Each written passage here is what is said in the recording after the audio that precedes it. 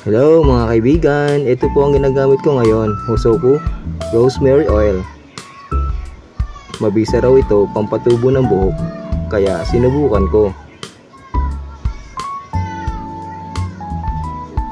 Rosemary Oil, Hosoku.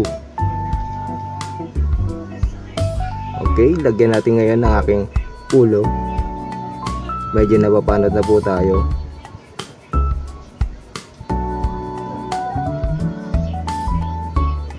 Lagyan na natin. At pagkatapos, ipunas sa parte na walang buhok.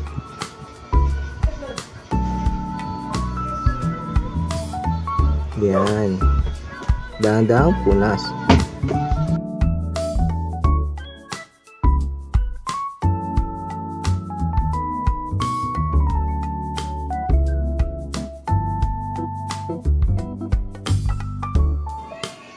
Alright, lagyan natin naman ang sa bandang taas.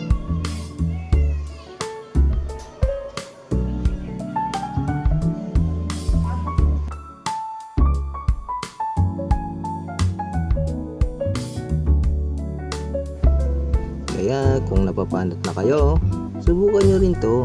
Hosoku Rosemary Oil plus Biotin.